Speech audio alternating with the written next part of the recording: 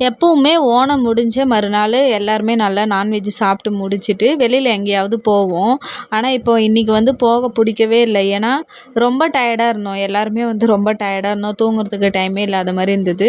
அதுக்கப்புறமா ஆனால் குழந்தைங்க நிறைய பேர் இருந்ததால் எல்லாருமே சேர்ந்து ஒரே அடம், எங்கேயாவது போயே ஆகணும் அப்படின்னு சொல்லிட்டு வீட்டில் இருக்கிறவங்க எல்லா கால்லையும் விழுந்து விழுந்து எழுந்துட்டாங்க. அதனால் எப்படியோ இவங்கள கூட்டிகிட்டு போயிட்டு தான் ஆகணும்னு சொல்லிட்டு இங்கே எங்கள் வீட்டுக்கு முன்னாடி இருக்கிற ஆறுக்கு தான் போயிருந்தோம். இது ஏற்கனவே நான் ஒரு 2, 3 முறை வீடியோ போட்டிருக்கேன்.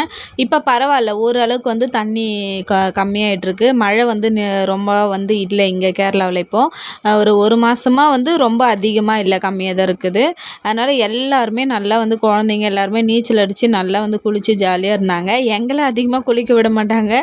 அதுக்கு காரணம் ஒன்றும் இல்லை, எல்லாருக்குமே சளி பிடிச்சிரும்னு எங்களுக்கெல்லாம் ரொம்ப பயம், ஜுரம் வந்துடும் அப்படின்னு சொல்லிட்டு இவங்களுக்காக தான் நாங்கள் வந்தோம். அவ்வளோதான். இந்த வீடியோ பிடிச்சிருந்தா லைக் பண்ணுங்கள். வீடியோ பார்த்ததுக்கு நன்றி.